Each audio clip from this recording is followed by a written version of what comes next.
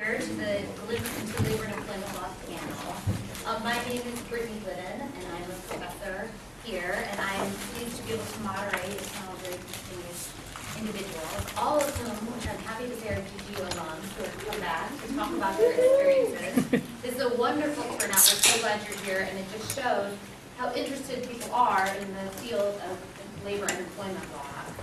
The panel was set up by both LCS and a new student group that focuses on labor and employment law, LALA, which, in addition to a lot of what's thrown at first-year students, are so impressed that they're excited enough about this field that they have also taken the time to form their own organization about it. And they brought you all here, and you represent a wide variety of people in this field, both big and small firms, and doing the plaintiff side and defense side. And so we're excited to hear about your experiences as well as how you got to be where you are, which is this group is really wondering about on a high level as they're figuring out what they want to do. So let me introduce each of you. First, this is Catherine Schmidt. She graduated with honors from GGU in 2012 and is currently an associate for Levy, Bennett, Burrell & Tynes, LLP, which is a plaintiff side employment law firm that's based out of Oakland. She's worked on a variety of cases in federal court and in state court as well as doing arbitrations. And most of her firm's work is representing individuals in cases, but they've also done class actions and collective actions, including the redirect wage and hour class action lawsuit. So welcome. Next we have Lauren Moniz, who is an associate at Richard, Thornton, Graves & Blair Law, LLP. And he represents both private and public employers. She's experienced in conducting discovery, which you're all, well, many of you who are 1Ls are right in the thick of, I think, in your fifth row studies. Determining cost-effective strategies for settlement and drafting briefs and appeals and appearing before the workers' comp board at conferences and trials. She also contributes regularly to the Workers' Compensation Laws California, which is a Q&A guide to workers' compensation law for employers that's published by Rutgers. Lauren graduated from GGU in 2013, so happy to have you here. And next we have Galen Lichtenstein. It's Galen. Galen. Oh, I asked about the last name. I did not ask about the first name. Sorry. Galen Lichtenstein, an associate at Littler Mendelsohn. And Galen provides representation and counseling to employers in all aspects of labor and employment law. And Littler, in showing the range of who we have here, is one of the, or is the largest global employment and labor law practice with more than 1,000 attorneys in 60 offices all around the world. And Mr. Lichtenstein received his BA from Stanford and then his JD from GGU in 2007. Thank you. And next we have Heather Borley, who opened Bayer Law Offices as a solo practitioner in 2002. And 3 years later, it changed to Bayer, and Borley's been supervised by her husband in her work. The focus of her law firm is on helping employees resolve disputes through a combination of strategically aggressive litigation and skilled negotiations. And she represents employees in all manner of suits, so that would include discrimination, harassment, wrongful termination, a whole broad range. And Heather graduated from GGU in 2001 and currently serves as the co-chair for Equality Committee on Disability Rights for the Bar Association. And finally, we have Richard Grosball, who's the managing partner of Nahart, Anderson, Flynn, and Grosball, which is a 75-year-old law firm specializing in union-side labor law and in employee benefits.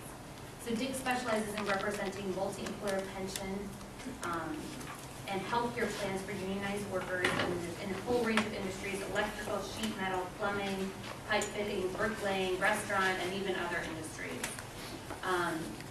Dick graduated in 1981 from GGU, and in 1997 was the recipient of GGU's Judith G. McKelvey Award for Outstanding Achievement as a woman. So we're very happy to have them here, and they do represent a true range of labor and employment law.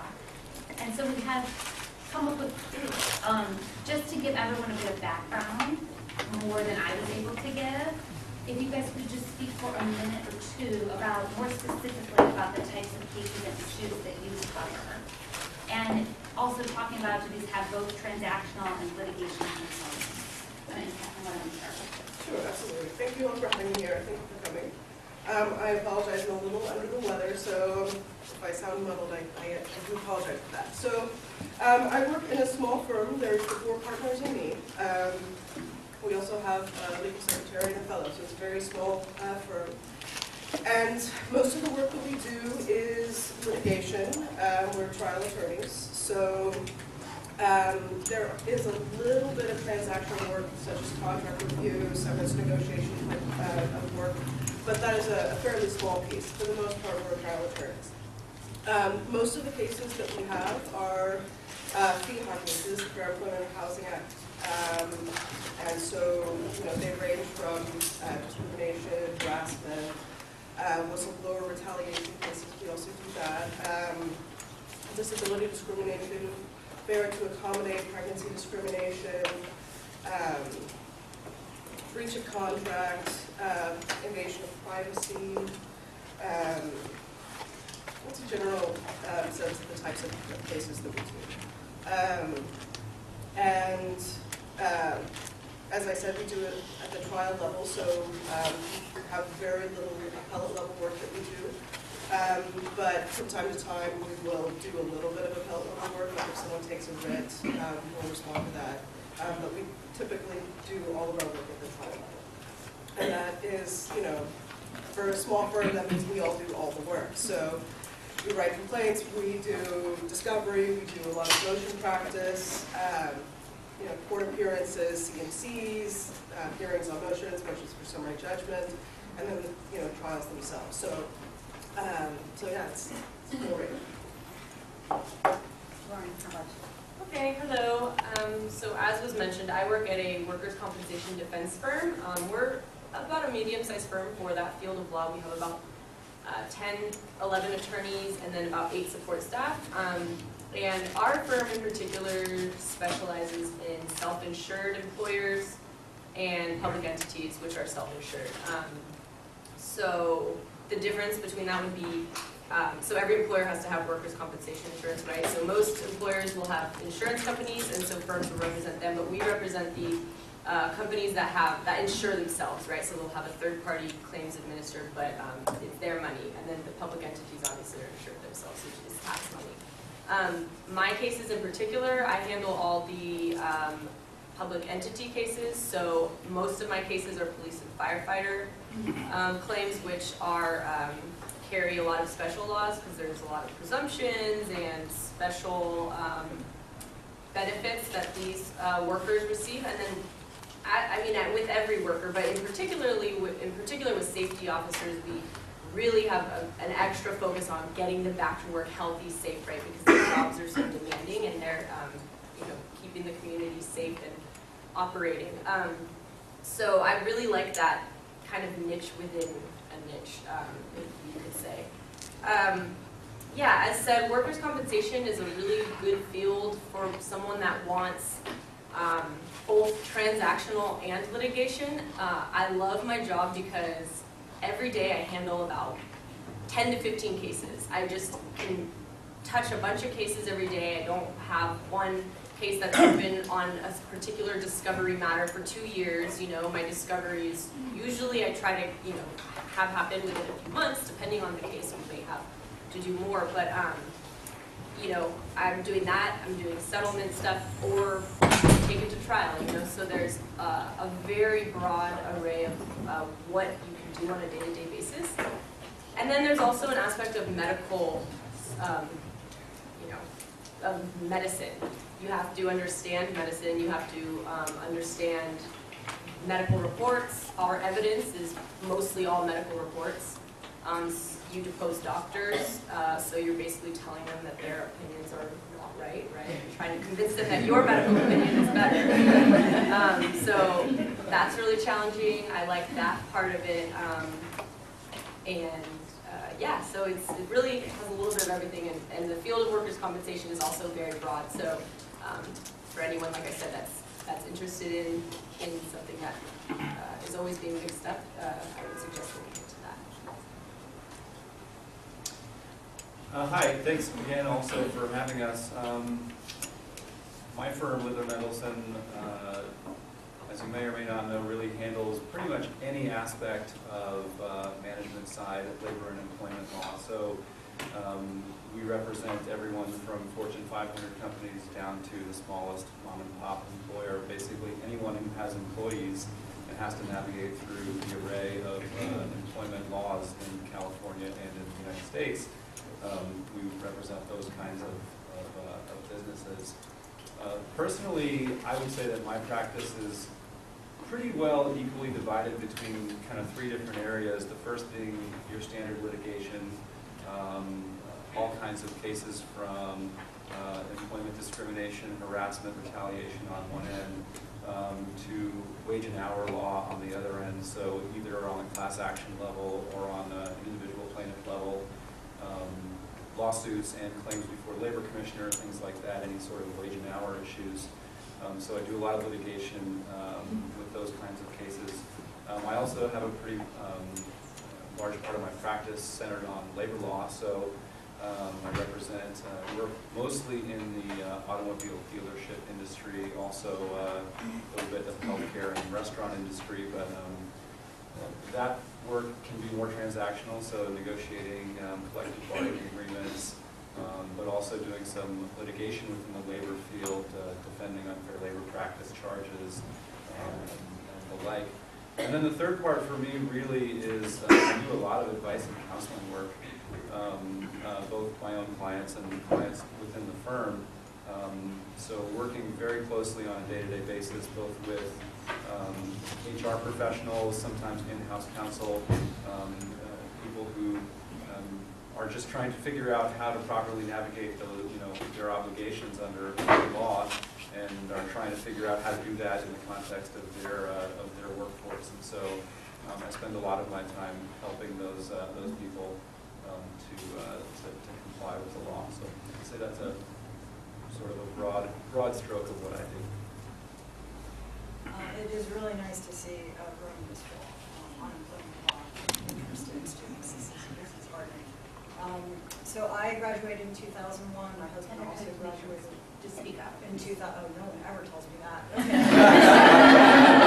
No problem. So we both graduated 2001. I went solo first, and Alan joined me later. And our practice has changed over the years. We do about 5 to 10% of small employer consultation and advice. Alan primarily does that. I am an advocate by nature, so I find myself working the plaintiff side. My practice is kind of evenly split between discrimination, retaliation, harassment, and wage and hour. And many of my cases involve both components of employment law. And I'm surprised at how many firms go in either one direction or the other, but don't meld the two. But I find it a very nice combination and keeps things kind of fresh to go back and forth between the two areas. We are a soup to nuts firm, and we are bare and boreless. There is no support staff, there is no paralegal, there is no anybody answering the phone other than us. We take a case, we may answer a question, a discrete question that someone has, we may review a contract, we may help negotiate severance, we may file the lawsuit, go to trial, and if an appeal is necessary, we would handle that appeal. And, so we do everything, and we're able to drill down really deeply in the areas that we have chosen to practice.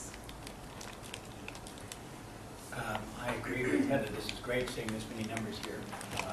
Tremendous. In a sort of a smaller niche area, I specialize in employee benefits. Some of you may know the federal law ERISA, the Employer Retirement Income Security Act. So I specialize in that area for labor union clients. So it's a world in itself called multi-employer pension and healthcare plans for union clients. So, but my firm is a union side labor law firm. We do a lot of what the others here in the panel do. My particular practice is ERISA. I don't do as much litigation as I used to, but we do litigation. One or two attorneys in my firm, and there are 5 of us now, rotated between 5 and 7 lawyers the last 7 years. They do traditional union side labor law from the union side, going up against the likes of Glidden and so forth. And then we also do a little bit of plaintiff work. And we went several years doing a lot of what people have described as wage and hour work, overtime violations or meal and rest breaks. We represent a lot of bus drivers, so there were a series of cases. And one thing you'll learn is that in a small firm in particular, your practice will vary over years. We went 7 or 8 years where we were doing a tremendous amount of wage and hour cases in litigation. And partly the law was changing. There were a lot of 2 or 3 important Supreme Court decisions along the way that impacted how employers responded, and many of the employers in our industry that we dealt with changed their practices. So we don't have as much wage and hour work right now, and that was partly because we were specializing in one particular area, and it wasn't our primary specialty. But even in the union side firm, you'll find, and there are 6 or 7 union side firms in the Bay Area, and we're probably on the smaller side, the size-wise there. But they all, similarly, they do a variety of work. They do some wage and hour work, some kind of employment, traditional union side labor law, the heart of the practice, employee benefits and so forth. I want to comment one thing. In the introduction, she commented, I received that alumni award. I didn't receive that for my work as a labor lawyer. I received that work primarily because I've been involved in nonprofits and happened to be the chair of the board at the time, the ACLU and so forth. So I send that message also that that's a sort of a form of networking. That wasn't why I did it. I happened to law clerk at the ACLU while I was at Golden Gate. You can get a lot of tremendous, I have a great practice in the sense of liking my clients and work, but I've gotten as much value and rewards out of my volunteer activities with nonprofits over the last 35 years as I have my legal practice. So, and that's not for everybody, but for those of you who have particular interests in certain areas, it's hard the first couple of years when you're trying to earn a living and practice law, but try and find an area you're passionate for, and I would encourage you to get involved. You'll get tremendous rewards out of it. That's a wonderful reminder for all of us. Thank you for giving me more to think about and a little touching on what you do day to day. I'm sure you can all remember back when you were in the position of all of these folks here, and we're trying to figure out what am I going to do and how do I get there if I know what I want to do. So we would love to hear from each of you just for a couple minutes about the path that sort of brought you to where you are, both in terms of the areas of law you're covering and if you went plaintiff side or defense side and what size of firm you're at. And also in thinking about that now with the hindsight of your experiences, if there's something that you either did that was super helpful while you were in school or you wish you would have done while you were in school that might have assisted you along that path. And Dick, why don't we go ahead? Well, I often tell law students and young lawyers that small firms really don't have the luxury of doing training. I'll be interested to see. I hope that Galen Lichtenstein has better training programs than we do. But it's hard. So most of the small union side firms want somebody with a couple years experience. And of course, you're sitting out there thinking, well, how am I going to get that? Everybody requires a couple years. We just hired a Golden Gate graduate who spent 2 years with the Employee Benefit Security Administration, which is the ERISA, the division of the Department of Labor. That 2 years that she spent at that government agency, only part of that was as a lawyer, some of it as an investigator, but we wouldn't, that's what really allowed us to hire her. She had that specialized knowledge in ERISA. By happenstance, I had clerked at that same agency 35 years ago. I had a different name then, but and we've hired people in the union side sector part who worked at the NLRB, the National Labor Relations Board. Because again, they were able to get exposed to union side labor law. So don't rule out working for government agencies. You got to be careful because you can get stuck working there, and there's nothing wrong with that. It may be fine for you, but relatively speaking, they may pay better, and they may have better benefits early on in their career, but it's a great way to get some experience for a couple years. And again, you may end up liking it, and there's some people who've had wonderful careers there. But it also is a good way to get a stepping stone, at least into the union side or the employee benefits. My practice came about, and my area of specialty came about really kind of circuitously. I came to law school with a bachelor's in criminal justice. I have a master's in forensic science, and I was going to be a prosecutor. There was no doubt in my mind of that. I just needed to get through school, take the bar, and do it. And then a couple experiences I had made me realize that that was not really going to work for me as a person, that my idea of what I would be doing and the actual reality of the job were not, didn't jive. And I had a bit of a crisis of conscience between my second and third year. I had the great luck of taking a class with Susan Rutberg, who was a criminal defense attorney by trade and was a professor here for a very long time. I believe she retired last year. And she had a clinic program, so I did clinic work with the Homeless Advocacy Project of the Bar Association and worked with homeless people for a semester on their issues. So dealt with a lot of SSI issues, and dealt with disability accommodations and housing and things of this nature, and I really enjoyed it. And I continued that job. I got a grant or something, and I continued that job through the summer. Knew I didn't want to make a living at it, but Susan said, well, you seem to like the clinic work. Go talk to Marcy Seville, who's sitting in the back of the room.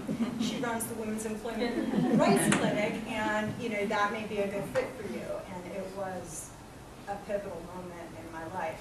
These cases vibed with me in a way that I cannot really explain. And the advocate in me came out. And yeah, it was not like work reading those cases. It was like, this totally makes sense on every level. I understand these laws. I want to do this. And when I graduated, I tried to get hired, but it was right after 9/11, and no one was hiring on the plaintiff side. And I didn't have a bar card anyway, so I was like in this really bad limbo land. And I decided in the middle of a job interview when the attorney who was on the plaintiff side, who was offering, I think, $48,000, and we're stuck on the map, like, how do I even pay? How do I buy food on that after my rent and my loans and all that? And he says to me, I want you working 6 days a week, 8 a.m. to 6 p.m. And can you rain me? Can you bring cases in? And I'm like, yeah. But, and I'm thinking to myself, why would I do that for you? So, and put my feelers out, and Catherine's partner, the Vinnick, Sharon Vinnick, sent me my first case half an hour after my law firm opened. So that's really it. I started off doing administrative stuff, and you build up into litigation and discovery. I could doing some of that. And my background as a investigator has helped me tremendously through all that stuff. So. Well, my path to employment law was sort of a fallback option in some ways. I came to law school with the idea of doing environmental law, and discovered after my first year that probably wasn't going to be a good fit for me. By the way, I still recycle, and in my personal life, it just doesn't work. Still a great steward of the environment. But what happened was, when I first moved back to San Francisco in 2003, I took a temp job doing paralegal work for a defense side employment firm called Cow Complaint and McGuire here in San Francisco. And it was just temp work. I wasn't really thinking about pursuing a career in that field, but I did sort of note that these cases were really interesting, and as compared to corporate law or some other types of law, I really felt a connection to the stories of employment law. And all of you in this room who are interested in labor and employment law can probably relate to that. That's probably one of the things that has drawn you to it, is that the stories are so interesting, and these are the kinds of things that you can relate to and that have happened to you or someone you know. And so that was certainly a draw for me. When it didn't work out with environmental law, I just sort of thought about what else might I be interested in, and I remembered that experience with that firm. And so I took an employment discrimination course here at Golden Gate in my second year, which I really enjoyed. And like Heather, I also got involved with the Women's Employment Rights Clinic with Marcy, and that really solidified it for me that this was the area of law that I wanted to practice. As far as plaintiff side versus defense side, I obviously went in the other direction and went to a defense side firm. I don't think at the time I was particularly, I'm not sure it was an intentional choice, like I have to go work on the defense side. I think I was putting out feelers, and my second summer I actually worked at a plaintiff side employment firm and really enjoyed that experience. Like Dick was saying, a lot of the smaller firms don't hire people right out of law school who don't have experience, and they don't have the time or the resources to train lawyers when they're first starting out. So that wasn't really going to be an option for me. So I started applying to firms, and including Littler, and was fortunate enough to get an interview, and apparently some people liked me there. So the rest kind of is history, but that's sort of my path to where I am.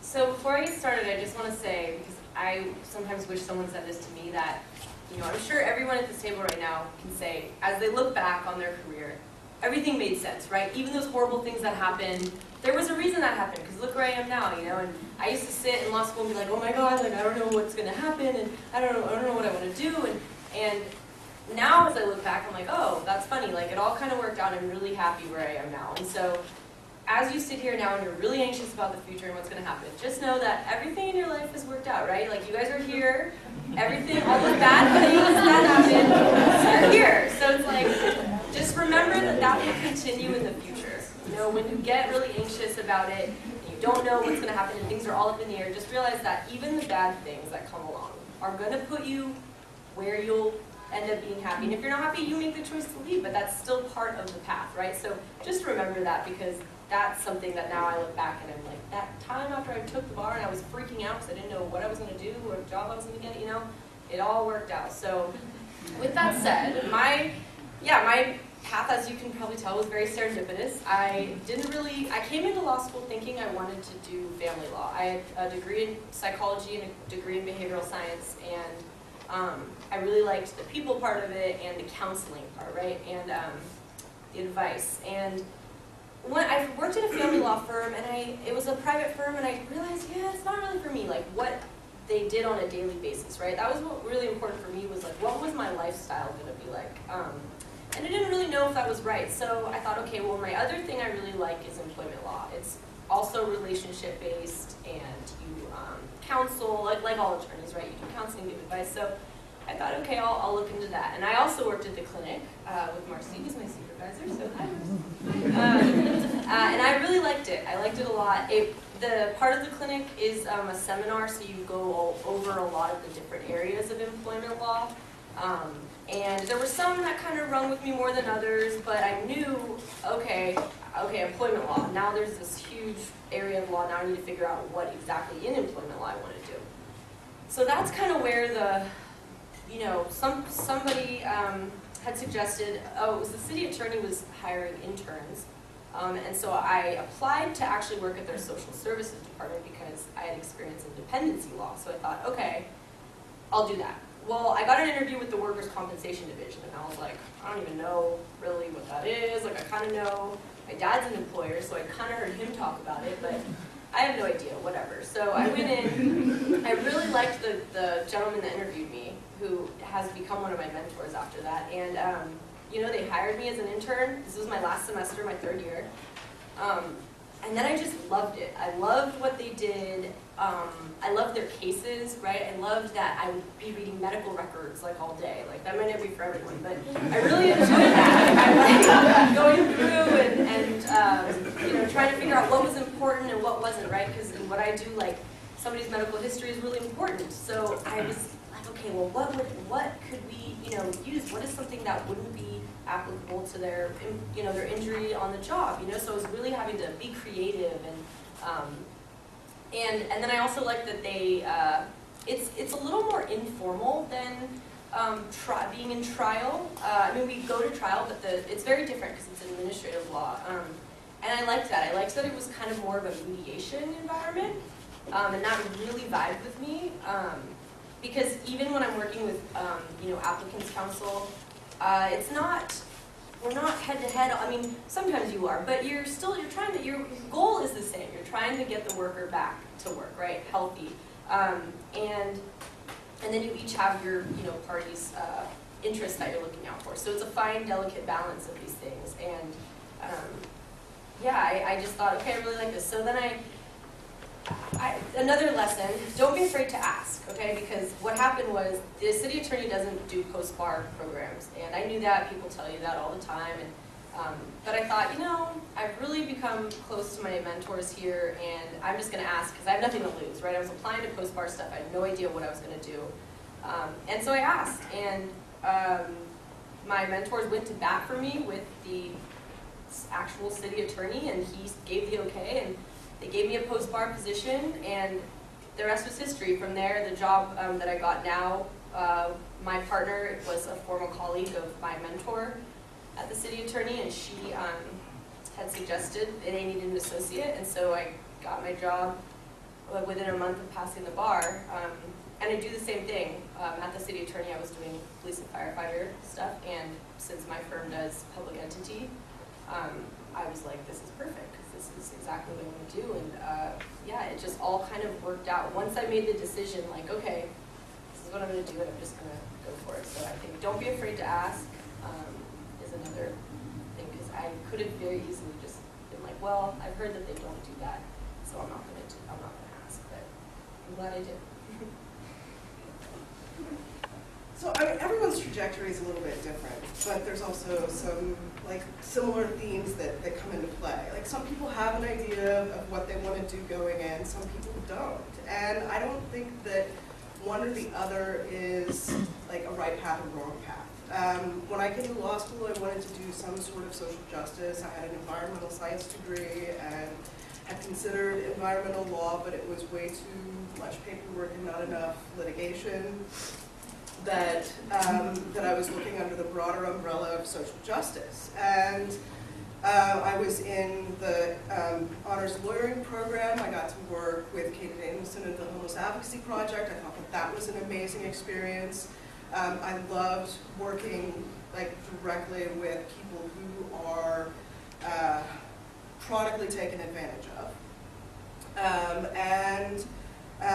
Then my full semester internship was for Magistrate Judge Donna Ryu, who was a professor here at Golden Gate University. Susanna Aronowitz actually suggested that I apply for her because she had just been called up to the bench, like I think 6 months prior.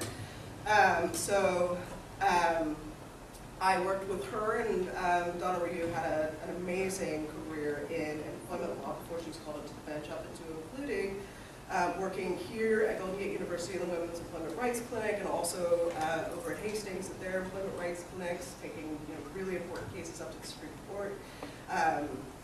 And so when I would chat with her about what should I do, what my options are, we talked about her career, and when she talked about employment law, like it really gelled with what I was interested in, with the the type of broader social justice that I was interested in. And so I was like, okay, well, I'm going to check this out. So then comes in Marcy Seville. I go over to the just like everyone else. Get amazing training from her. Also amazing work with all of the clients that they serve. And at the time, they were, I was working with Kenosha, but there was a particular contract in which they worked for a particular group of people, and primarily wage and hour issues, which I found fantastic and fascinating. And I was like, yeah, this is definitely the type of work I want to do. This is civil rights work. This is important work, and like this is something that I could spend my whole day and into my night doing and be happy about it. Like I want to come home from work at the end of the day and be like, yes, right? And I do, doing employment law. So I took the bar exam, went on a brief vacation to visit family I hadn't seen in 3 years. Came back,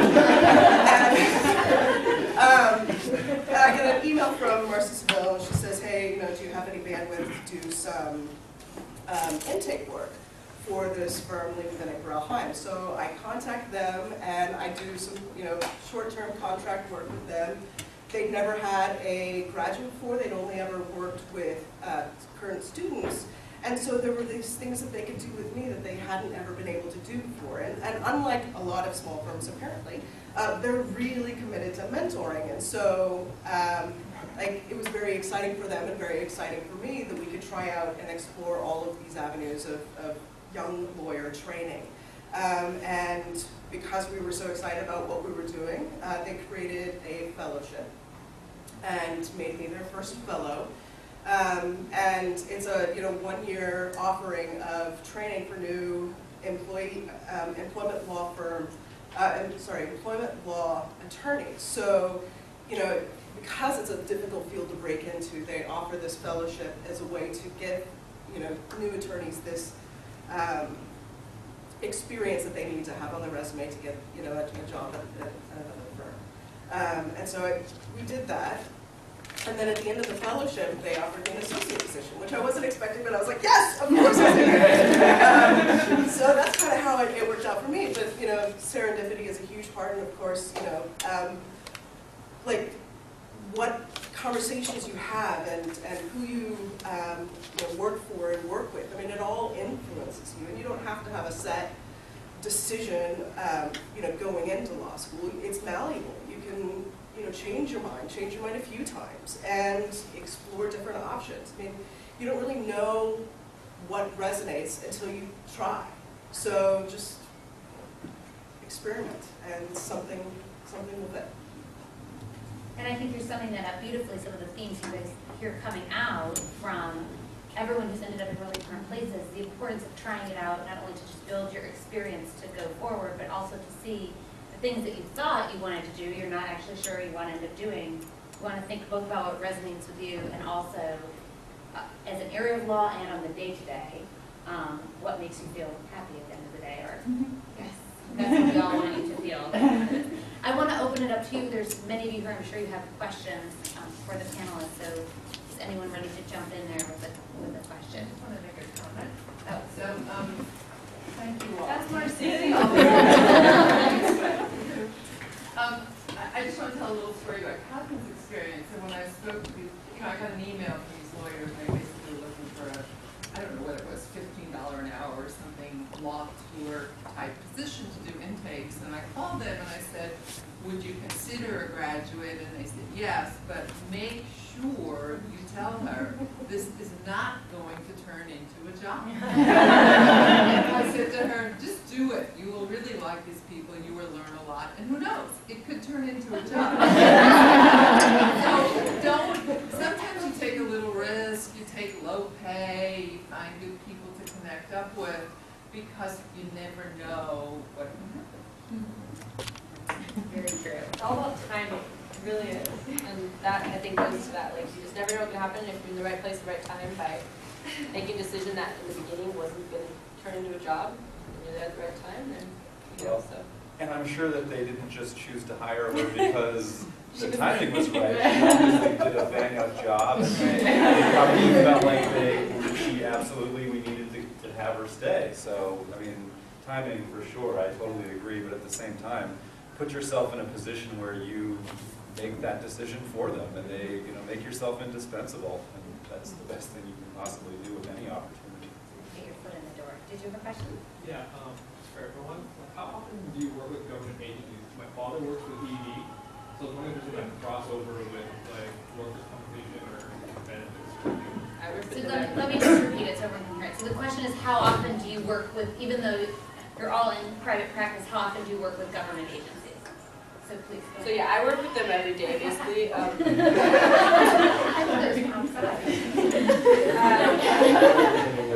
I don't know what different capacities they have, but for me, I work with them on, they're usually liens that they have. We have to pay them back once a claim is accepted. So yeah, I work with them every time I'm in court. In my case, the government agencies regulate employee benefit plans, so we don't really want to have much contact with them. They do random and specific audits or investigations, both the Department of Labor, the agency that my colleague now used to work in, as well as the Internal Revenue Service. So we do have exposure to them, but as I say, and then in the union side firm, the union side part of our practice, they're dealing with the NLRB, so they do deal with government agencies, and you get to know the people and so forth. So you do develop relationships with government leaders.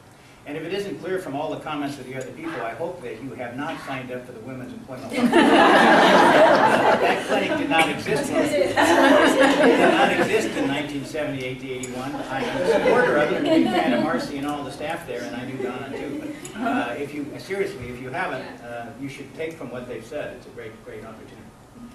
Now, the very end of this was supposed to be a plug for the clinic, but I think it's not a setup.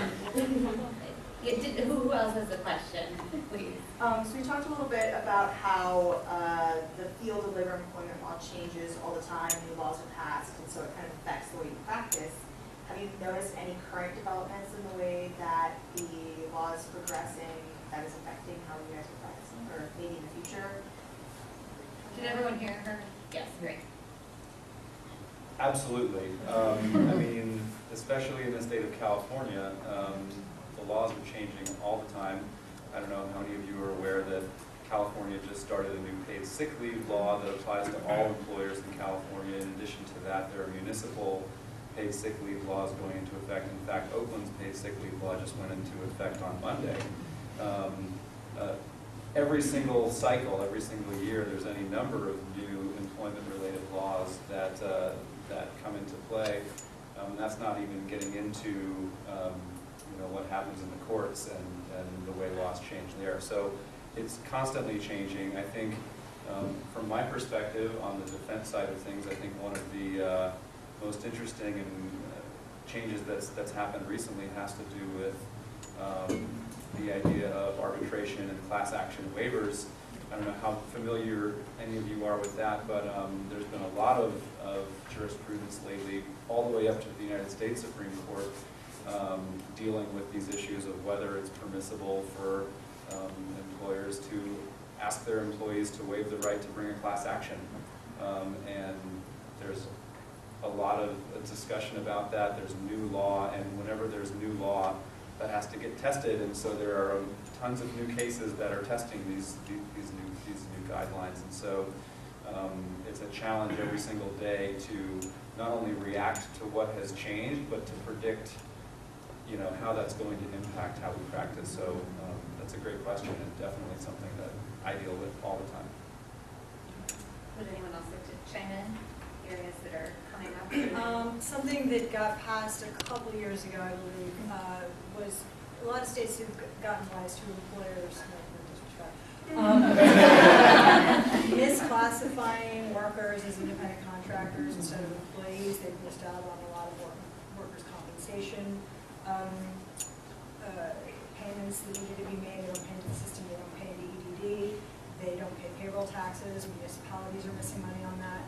So I think Connecticut has passed some stuff, New York has passed some stuff, California has, and the penalties in California are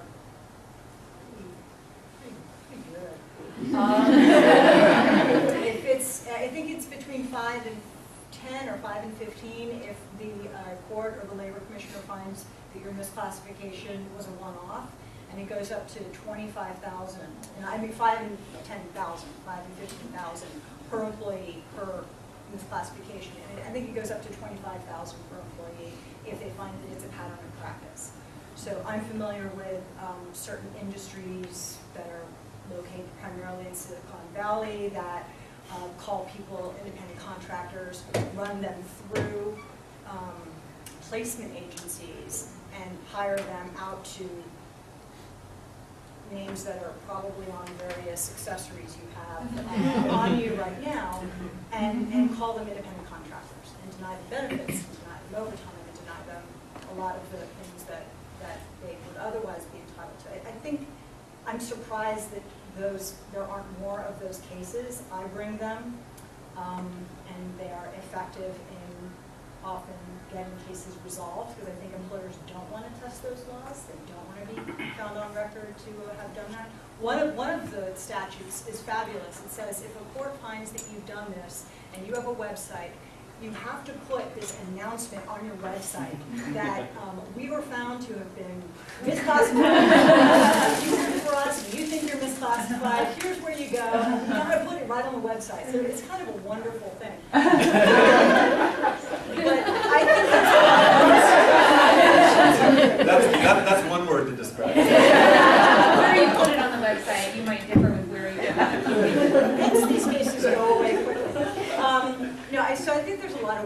stuff that's still shaken out. I think that the fallout from the 2008 economic crisis has not been fully realized, and there are other bubbles on the horizon, and the law is slow to catch up. But And wage and hour is used for a variety. That's one aspect of it. The other is just not paying overtime. That's a biggie, and that's in the wage and hour realm. And then there's the meal and rest break periods, particularly in certain industries. So the wage and hour realm is more than just one little area. Brittany, can I make one more announcement? Yes. A great thing to do is to sign up for your free membership for the State Bar Labor and Employment section. There are free student memberships, so just go to the California Bar website and put in Labor and Employment section. You get a great publication. You can sign up to get an email where someone summarizes every new important labor case that comes out. You just get them in the middle of the night for fun. And then there are discounts for continuing education programs. If you can't afford the discount, you usually negotiate yourself something. It's a great networking opportunity. And it really will get you in the cycle of staying on top of things. And just like you've been hearing, new stuff is coming up in labor and employment law all the time, and you guys have time to listen to the news. You hear about Uber and Lyft and all these issues that are going on. And if you start listening more carefully, you'll hear labor and employment issues all the time. Melanie, this is our last question, but Melanie. Okay, I just wanted to actually talk to you about actually making the choice to actually start your own firm. That is really, it's exciting to me, but it's terrifying. How did you get through that first couple of years where you just, I'm just, you know. yeah, well, it was more circumstance than choice. In fact, my husband, when we were in law school, he said, "Why don't you just go solo when we graduate?" I was like, "That is crazy. Who would do that?" And I ended up being that person. I think I had a wonderful community of plaintiff employment lawyers that I was tethered into. So that was a huge help, and not for nothing, Sharon Biddick spent many hours on the phone, walked me through that first case that we worked on, and I just felt like I had a lot of support. Also, Marcy and Donna Ryu was also on the faculty at work at the time, and they were wonderful resources. So I had backup. Mm-hmm. And the other thing is that they're not only giving of their time, but they don't want you to fail because they don't want you to make bad law for them. So there's a very selfish reason for people to take your calls and help you craft your first deposition and do your first jury instruction. So the first case I took in litigation, I filed a lawsuit, and my friend was like, "Oh, they just need a little negotiation, but they need to know that she's serious. So just file a lawsuit and it'll settle." No. That was my first trial. That was my first appeal. And the appellate court has this fun student program where my first appeal was done in front of the Akalani's high school student board. They mock tried my case for 5 days, and then 500 students listened and did my first appellate argument. It was insane. So you just, you run through the fire. Like, there's no two ways about it, and everything is horrible the first time you do it, and scary and all that. But if you're thinking about it, you're probably much better than you're giving yourself credit for. And there's a lot of resources out there to help you do it. But yeah, this is a practice of law. Like, you practice. You get things wrong all the time. You try to minimize that. You don't commit malpractice. You try to avoid those decisions, but you learn. And that's it. But if you need more information, I'm happy to talk to you. Save your cash. Save your money. Everybody. Go ahead. You don't probably want to hear this, having just gone through 3 years of law school and you're about to take the bar, those of you who last year. But the important point about her doing a good job getting hired in that first job is you have to really work hard those first couple of years. You have to work extra. You have to do, particularly, and this is not being negative, but when you're coming out of Golden Gate, the doors don't open as wide as some of the other law schools. So you have to work very hard and extra. And if I did contract part-time for 2 or 3 attorneys, right out of law school, I didn't have a job either. And you just have to scramble and try and develop contacts. And she had already done a good job, it sounds like, having contacts in the employment field. And that's not easy to do, so you have to learn to develop that. Yeah, and then another important thing that's coming up from what you're talking about is how connected the field actually is, right? How everyone has overlap and how those first few impressions that you make are really important, so you really want to be putting your 100% best effort out there with whatever externship or internship or clinical experience that may be. I think it goes beyond the field. I cannot impress upon you how small the Bay Area legal community is, and everything you do is an indication of how you do everything. So remember that, and every day's game day, you know. But if you, hopefully you're picking an area of law that you're excited about, so that you're bringing your A game anyway. That's the key, I think. And so we want to leave enough time for you to come up and speak to you, as I'm sure that many people have more specific questions that they want to ask each of the panelists. But before I do that, we just want to thank you so much. We know how busy you are and how much time, giving up even a few hours to come here is a real sacrifice, so we really, really appreciate your time and your insights. So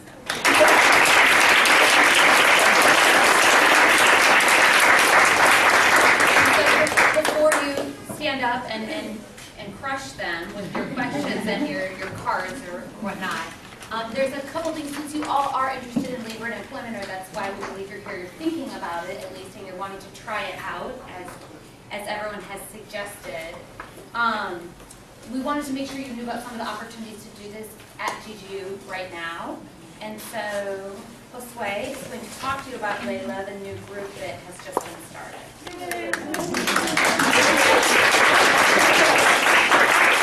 Hey everyone, so for those of you who don't know me, my name is Josue, I'm the president of Layla. This organization was just an idea in fall semester, and this is the first time we're going to really get an event off the ground. It's a brand new idea. A group of us were interested and went to an event similar to this at a law firm nearby. And we realized we're interested in labor and employment, and we thought that we could bring something like this to our university. And we knew there were other students at our university that had a similar interest that we did, especially because labor and employment is such a large field, and it comes to so many different types of law. We wanted to expose all of you to all the different types. There's a few things you can do to really help us out. There's 2 forms in front of you. There's a pink one that you can take home. That's yours. It has a little bio on every one of the attorneys that's here today. It also has a little blurb about what Layla is, and it has some of the founders' names and my email if you have any questions about the organization, how I'm involved. The next thing is a questionnaire, kind of an evaluation form of how the event went, but we also want to throw future events. Events that aren't as general but more specific about specific types of labor and employment law that you're interested in, or specific types of issues in labor and employment law that we discussed today. So if that's a suggestion you have, go ahead and put it on the purple sheet and leave that, and we'll pick it up. Thank you so much for coming. And the last thing, I don't think there needs to be too much reinforcement of this, but the theme of the clinic will jumpstart your entire career. As we come through. And in case those of you who don't know, you're saying, what is the clinic? We actually have at GGU a small law firm that runs and represents clients where you as students have the opportunity to actually be the ones who are meeting with the clients, counseling them, taking the cases before the agencies, doing all those things in what we consider to be a very challenging and rigorous and supportive environment. So if you're interested, I'm trying to see, except for Stephanie, I'm just gonna volunteer. Yeah. Stephanie was in the clinic last semester and can talk to you about it, but we can also get you in touch with different people who have been in the clinic, but applications for next fall are coming up. So it's something to just think about if you are interested in this area of law. So thank you very, very much, and thank you, and I'll put it all, you interact.